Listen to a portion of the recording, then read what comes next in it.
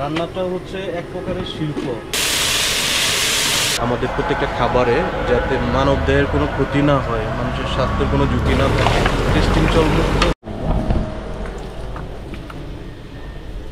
কয় KG? 7 KG. মানে 7 KG 662 গ্রাম হাঁস আছে, এটা আমরা রান্না করবো। আর এমনি এখানে হাঁস আছে হলো 12টার মতো।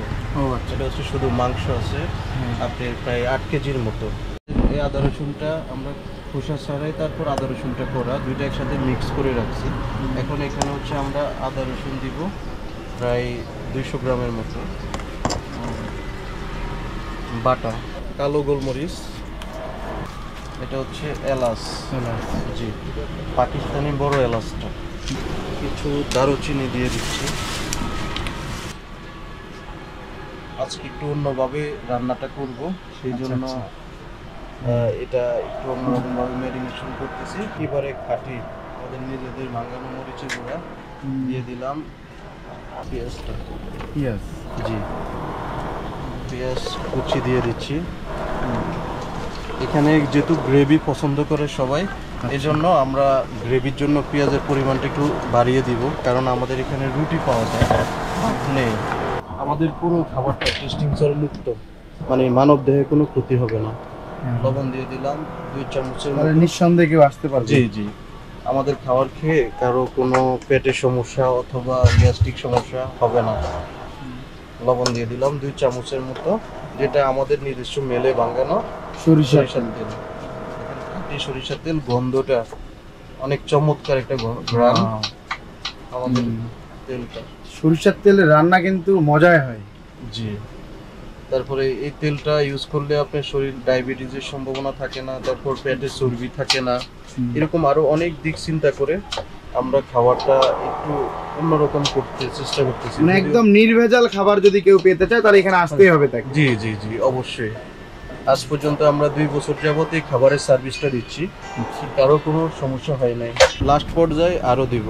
এখন হচ্ছে হালকা কিছু গরম মশলা দিয়ে দিলাম। এই মশলাটা যখন ম্যারিনেট করবে এটা প্রতিটা মাংসের ভিতর ঢুকবে। আর যখন হয়ে আসবে তখন আমি কালার এবং টেস্টের জন্য মাঝামাঝি সময় আমি আবার গরম মশলা দিয়ে, তখন যখন হাফ হয়ে যাবে, হাফ কুকিং হয়ে যাবে, তখন আমি আবার নতুন করে মশলা অ্যাড করব। এখন এ পর্যন্ত আমার এখানে মশলা শেষ। এখন আমি ম্যারিনেশনের কাজ করব, কারণ এটা হচ্ছে চামচ দিয়ে ম্যারিনেট করতে গেলে পুরোপুরি টেস্টটা আসবে না। তো এই জন্য এই ক্ষেত্রে আমরা করতেছি হচ্ছে হাতটাকে ভালো করে ওয়াশ করে তারপর হ্যান্ড ওয়াশ দিয়ে তারপর আমাদের হাতটা ম্যারিনেট করতেছে। আমরা চাই যে প্রত্যেকটা অংশে মশলা ঢুকুক, আমাদের প্রতিটা পিসে মশলা ঢুকুক। স্মেলটা কিন্তু জোস আসতেছে, সরিষার তেলের যে স্মেলটা, আর এর সাথে হালকা মশলা, জি মানে একটু কিন্তু ইয়াটার স্মেলটা চেঞ্জ হয়ে গেছে, একদম সরিষার তেলের কড়াতে স্মেলটা আসতেছে না, এর সাথে একটু মশলার স্মেলটাও আসতেছে। জি, এটা হলো আমাদের বহু রকম মশলা, তারপর অনেক রিচার্জ করে মশলাগুলো আমরা বের করছি নিজেরা বহুভাবে ট্রাই করে, পরে এটা আমরা সফলতা আসছে। এখানে প্রায় আমাদের 95% মানুষ আমাদের এই খাবারটা লাইক করতেছে। ওই পরিপ্রেক্ষিতে আমরা এই রেসিপিটাই পার্মানেন্টলি করে দিলাম। টোটাল কতদিন থেকে আপনি খাবারের সাথে? এটা আমি মিনিমাম 20 বছর যাবত খাবার জগতে আমি ইনভলভ আছি। আমার ফার্স্ট জব হচ্ছে লাবম্বাই, সেখান থেকে আমি করছি হচ্ছে ফাস্টফুডের আইটেম, বিভিন্ন বার্থডে কেক অথবা ফাস্টফুডের বিভিন্ন আইটেম। তো সেখান থেকে পরে যে আমি আরও কিছু একটা বাফেট রেস্টুরেন্টে জব করেছি, সেটা হচ্ছে হাংরি ডাক। সেখানে আমি শেফ হিসাবে ছিলাম। তো সেখান থেকে বাংলা খাবারের প্রতি আমার একটা আগ্রহ জাগে, যে অনেক দেখি যে অনেক বাংলা খাবার ইউনিক, এটাই আমাদের দেশের মানুষ চায়। তো আমি চাচ্ছি যে তেল কম এবং আমাদের প্রত্যেকটা খাবারে যাতে মানবদেহের কোনো ক্ষতি না হয়, মানুষের স্বাস্থ্যের কোনো ঝুঁকি না থাকে, সেইগুলো রিচার্জ করে টেস্টিং চলমুক্ত বিশেষ করে। আর সয়া সস এসবগুলো কোনোটাই আমি ইউজ করি না, একদম ঘরোয়াভাবে, অর্গানিকভাবে, ন্যাচারাল। জি জি, আমার প্রত্যেকটা মরিচের গুঁড়া নিজেদের ভাঙানো, তারপরে হলুদের গুঁড়া নিজেরা ভাঙাইনি, গরম মশলাটা নিজেরা ভাঙাইনি। 50 রকমের মশলা অ্যাড করে আমি গরম মশলাটা করি, সেটা হচ্ছে আবার ব্লেন্ডার করি, মেলে দিই না, সেখানে যদি ভেজাল কিছু চলে যায় 10 মিনিটস রাখবো বা 20 মিনিট ফ্রিজিং রাখবো ম্যারিনেশন করে। এরপরে হচ্ছে যে আমাদের আদা রসুনটা, এটা আমরা মানে পাটাতে বাটি না, এটা আমরা ব্লেন্ডারই করি। কিন্তু অনেকে দেখা যায় যে বলে যে আমরা হাতে বাটি, কিন্তু সেটা আমরা ভবিষ্যৎ ফিউচার প্ল্যান আছে যে আমরা মশলাগুলা হাতে বাটবো, যে মরিচ হলুদ এগুলো সব হাতে বাটা মশলা করব। কিন্তু আপাতত আমাদের হচ্ছে যে এগুলো আমরা ব্লেন্ড করে নিই খোসা ছাড়াই। অনেকে রসুনের আদার খোসাটা ছাড়াই না, চামড়া সহ কেটে ফেলে, কিন্তু আমরা একটু ডিফারেন্ট রাখি। সেটা হলো আমরা পরিষ্কার করে ওয়াশ করে তারপরে হচ্ছে চামড়াটা চোলাই দেওয়ার পরে যেটা থাকে ভিতরের রিয়ালটা সেটাকে আমরা পেস্ট করি। দেখেন আমাদের আদাটা অনেক মিহিন, দেখেন একটা দানা দেখা যাচ্ছে, যে আমরা যে পরিষ্কার করি কোনো চামড়া নাই সেটা দেখা যাচ্ছে। আর চামড়া থাকলে এটার কালার চেঞ্জ হয়ে যেত। আমাদের এই আদা রসুনটার কোনো কালার চেঞ্জ হয় না।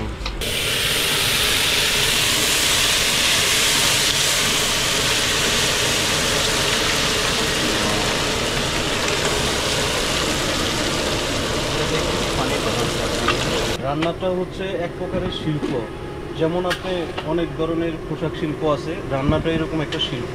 সেটা যদি আপনি নিজে রিসার্চ করেন এবং ভালোভাবে করার চেষ্টা করেন, আপনার ইচ্ছা শক্তি থাকে, তাহলে আপনি রান্নাটাকে বড় ধরনের শিল্প হিসেবে আপনি গড়তে পারবেন। আর এই পেশা দিয়েও আপনি ভালো কিছু করতে পারবেন। আমাদের দেশে অনেক তরুণ প্রজন্ম আছে, তারা অনেকে চাকরির পিছিয়ে ঘুরে নিজেরা উদ্যোক্তা হয়ে এরকম কিছু করতে পারে, তাহলে নিজেরা স্বাবলম্বী হবে, দেশ উন্নত হবে। আমাদের দেশে দেখা যায় যে যারা ছিনতাইকারী বা ওই দিকে যাবে না, যে কোনো একটা পেশা হিসাবে নিতে হবে। এখন হচ্ছে আমরা এখানে 10 থেকে 12টা হাঁস পাকাচ্ছি। ইনশাল্লাহ আজকে এটা শেষ হয়ে যাবে, কালকে আমাদের একটু থাকবে না। আল্লাহর রহমতে হাঁসের কালারটা আস্তে আস্তে চেঞ্জ হচ্ছে, যত রান্না হবে তত লুকটা ভালো হবে। আমরা চিন্তা করি টেস্ট এবং কালার দুইটাই আমাদের ভালো লাগতে হবে। অনেকে চিন্তা করে আমার খাওয়ার টেস্ট হলে হবে, কালার লাগবে না। আমার কাছে হচ্ছে কালার এবং টেস্ট দুইটাই প্রথম দেখে ভালো লাগতে হবে, পরে খেয়ে ভালো লাগতে হবে। এই তৃপ্তিটা আমরা সবসময় চাই কাস্টমারকে দেওয়ার জন্য। ইনশাল্লাহ আমাদের এই বাংলা ফুডে 2 ইয়ার্স এবং কি প্রত্যেকটা কাস্টমার আমাদের প্রতি হ্যাপি। আমরা চেষ্টা করি যে সার্ভিসটা ঠিক রাখার জন্য, যে কাস্টমারকে সুন্দর ব্যবহার দিয়ে, কারণ কাস্টমার হচ্ছে আমার মেন। এই জন্য কাস্টমারকে আমরা কালার, টেস্ট এবং ব্যবহার 3টা দিয়ে আমরা ধরে রাখতে চাই। এই সুনামটা ধরে রাখতে পারলে আমরা ইনশাল্লাহ সফল হব। এই প্রসেসটা আমরা করে যাচ্ছি।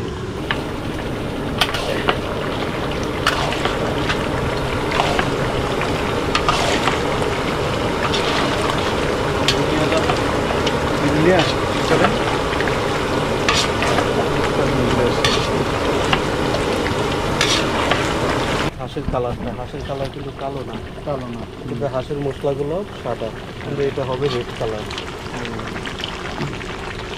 একদম রান্নার যে কালারটা থাকে, রেড কালারও না, রান্নার যে কালারটা থাকে ন্যাচারাল বাসা বাড়ির, সেই কালারটাই আসবে।